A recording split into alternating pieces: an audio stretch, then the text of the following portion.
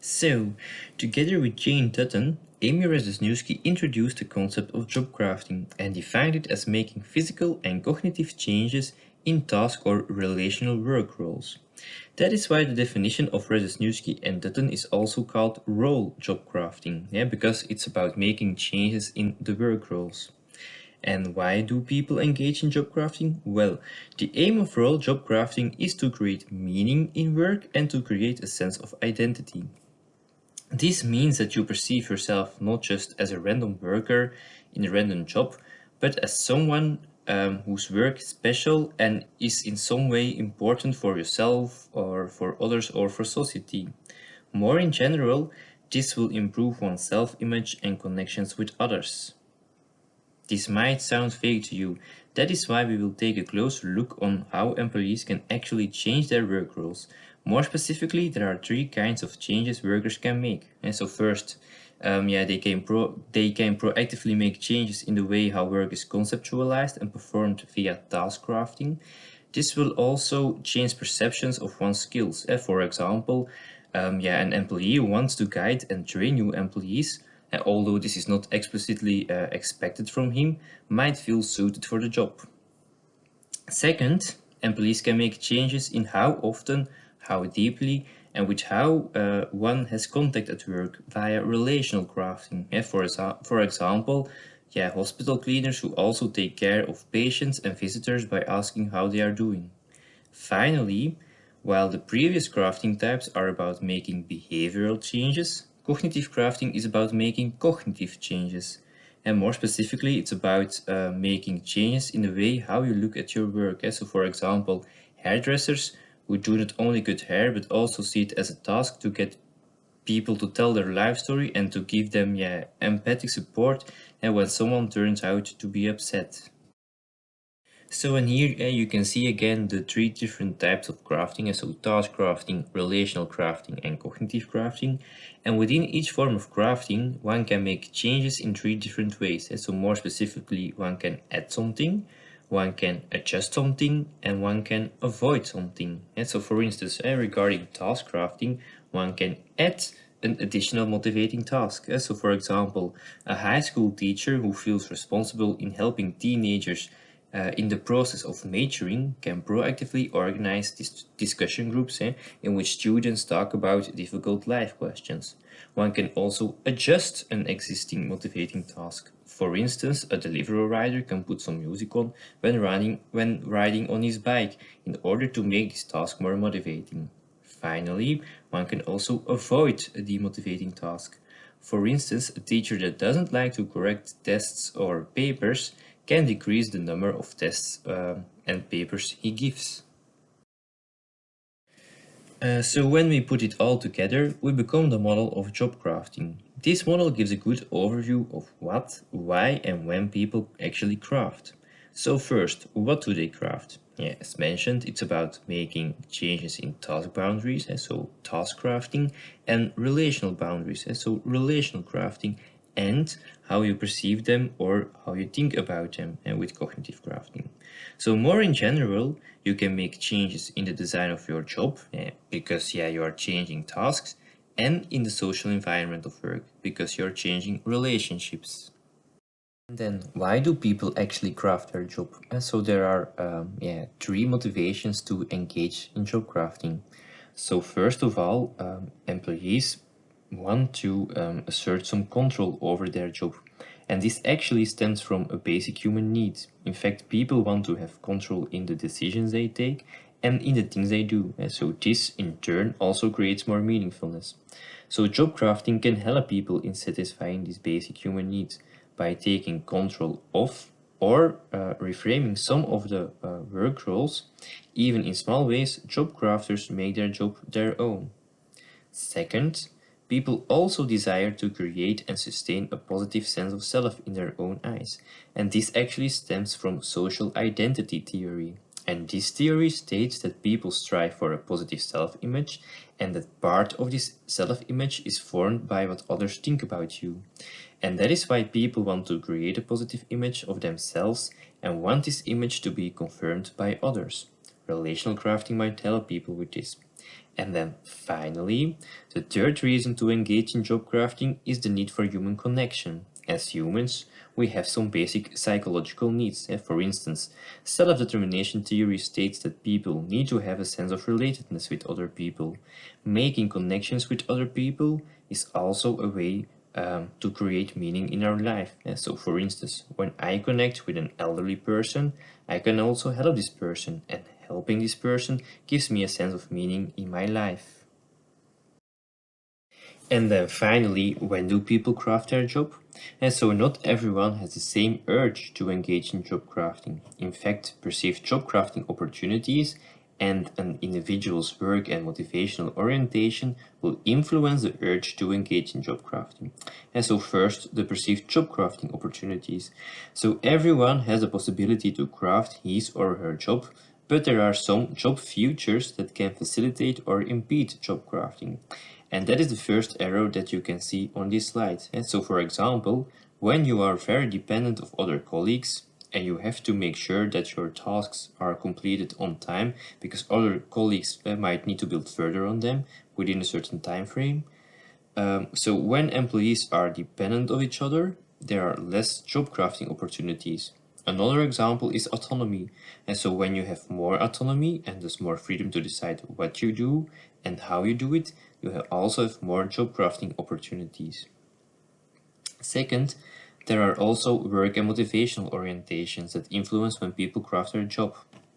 So research shows that most people have one of three distinct relations to their work. And so the first relation is called the work orientation. Here, employees see their work as just a job and nothing more. Second, one can see each job as part of a career. And then finally, one can see each job as a calling. The first one means that people mainly focus on financial rewards for working rather than pleasure or fulfillment. Those who see their job as part of a career focus primarily on advancement, and those who see their job as a calling focus on enjoyment of fulfilling and socially useful work. And we know that people who see their job as a calling or as part of the career are more inclined to engage in job crafting compared to people who see their job as just a way to make money. Second, the motivational callings. Here we know that people who are intrinsically motivated, which means that they do their job because they like their task and relational roles, and thus like what they do, are more inclined to engage in job crafting compared to people who are extrinsically motivated in their job. And an example of extrinsic motivation is that you do your job because it provides good earnings. So what we saw so far was a concept of job crafting as proposed by Radzyniewski and Dutton, also called role job crafting. However, there are also other researchers that define job crafting in a slightly different way, and one of them are Maria Teams and Arnold Bakker.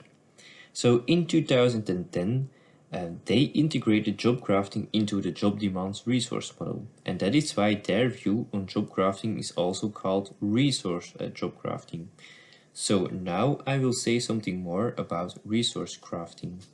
So first, maybe a short explanation on the job demands resource model, which is shown on the right top of the slide. So in 2001, Demeruti and colleagues made a distinction between two kinds of job characteristics, namely job demands and job resources.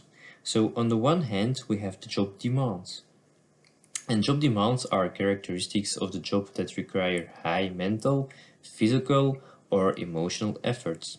And in turn, they might lead to reduced health and energy. This might have a negative impact on employees' well-being, and so for instance, it might decrease work engagement or increase symptoms of burnout. Besides well-being, job demands also have an impact on organizational outcomes, and such as performance. Job demands are not per definition something negative because they create challenges and growth opportunities, and so they can actually stimulate employees. And in this case, we call them challenging job demands. And these are actually something good.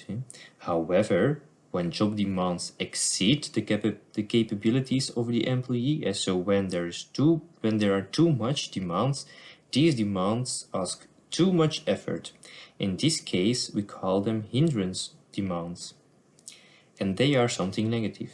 And so in summary, we have two kinds of job demands, and challenging job demands that activate employees and thus are positive, and we have the hindrance demands that ask too much energy of the employee and thus are negative. On the other hand, we have job resources. These are job characteristics that give the employee energy and stimulate personal growth, learning and development. And it is why they are called resources. So in addition, they provide resistance to the job demands, and so they actually help employees to cope with the demands.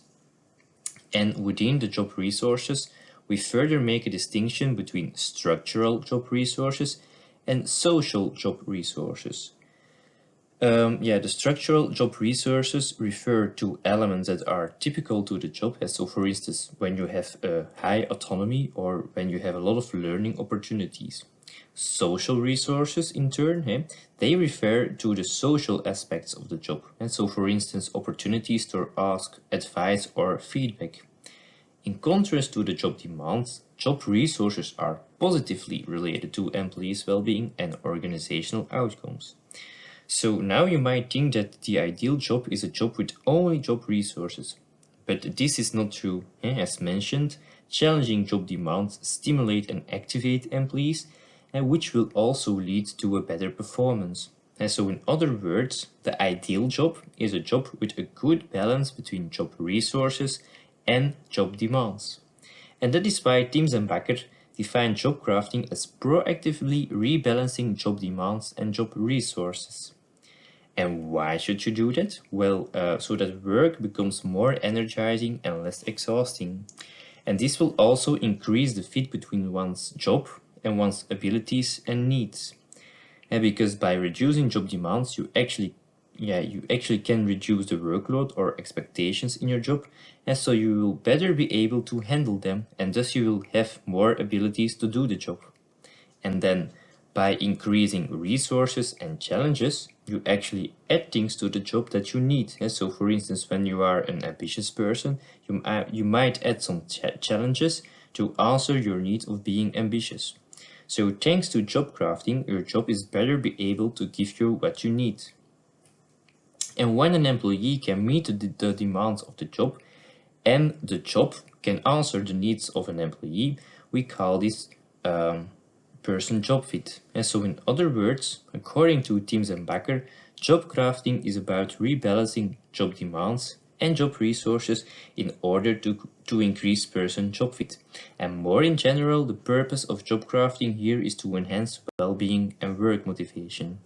And then finally, how can we do that? Well, resource job crafting is possible via 4 different job crafting strategies, namely increasing social resources, increasing structural resources, increasing challenging demands, and decreasing or optimizing hindrance demands. And I will explain them on the next slides. So on this slide, you can see the 4 job crafting possibilities according to Teams and Bakker, and thus according to the job demands resource model. So first, one can increase challenging demands.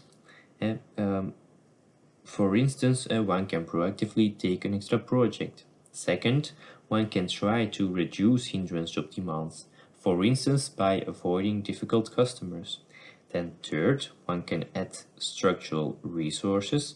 For instance, when you have a lot of autonomy, you can actually increase the variety of the task that you have to do.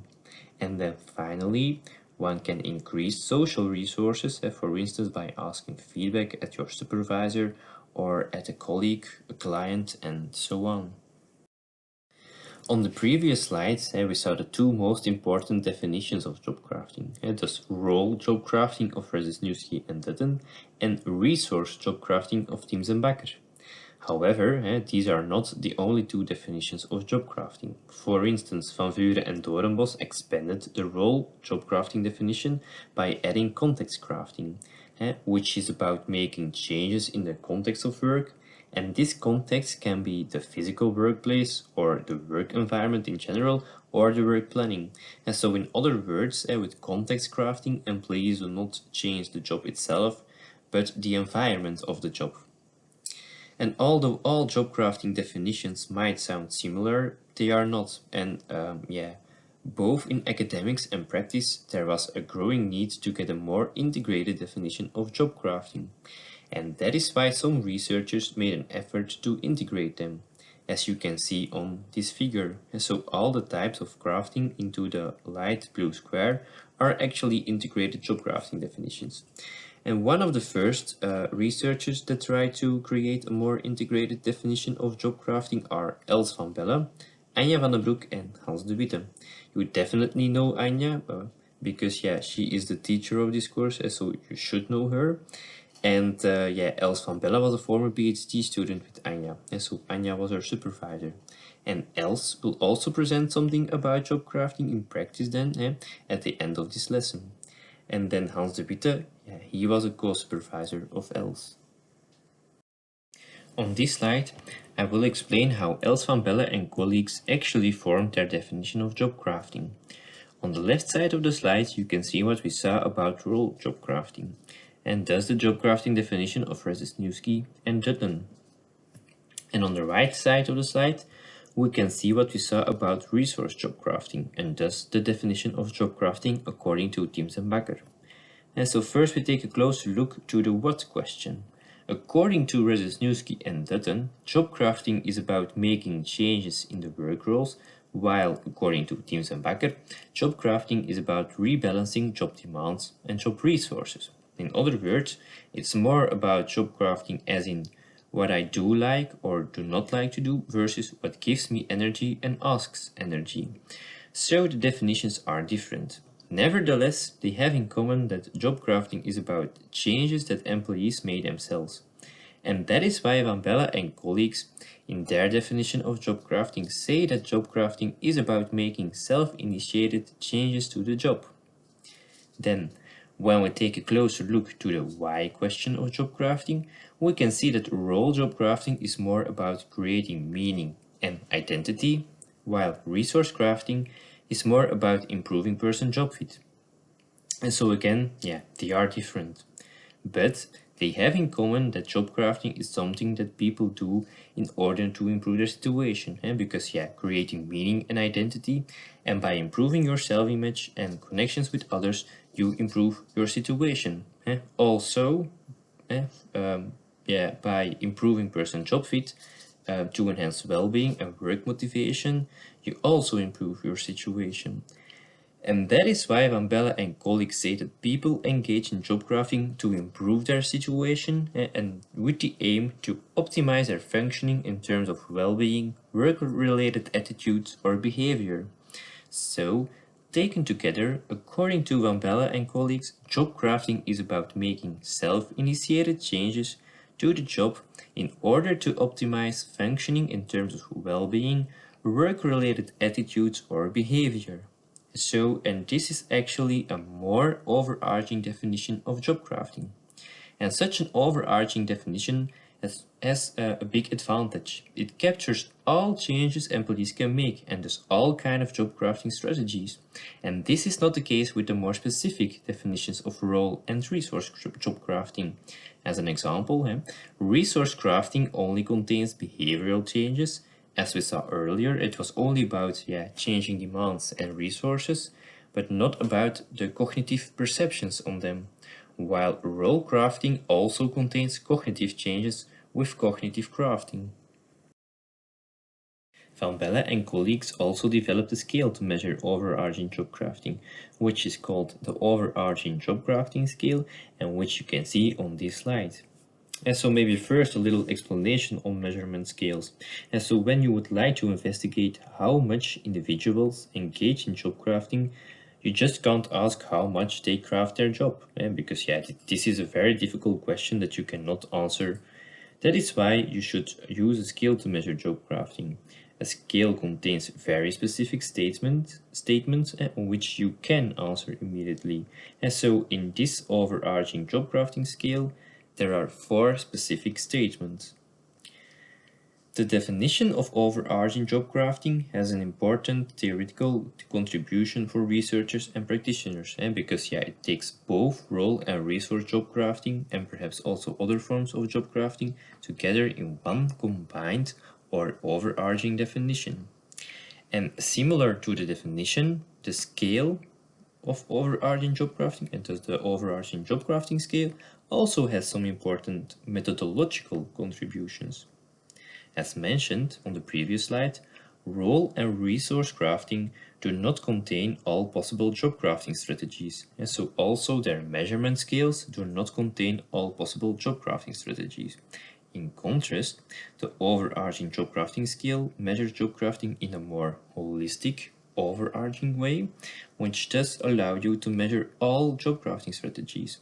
And so, for instance, the first statement, I make changes to my job to feel better, contains both job crafting strategies according to the role and resource job crafting perspective. Because, you can ask advice to feel better, which is an example of resource crafting, but you can also take an extra relational role, such as helping patients and their visitors to feel better, which is an example of role job crafting. Okay, and that was it for the theoretical background on job crafting. And now it's up to you with a little exercise. And this exercise is about student crafting. And so instead of job crafting, there is also student crafting. And in this exercise, we ask you to think about your life as a student and how you can craft this.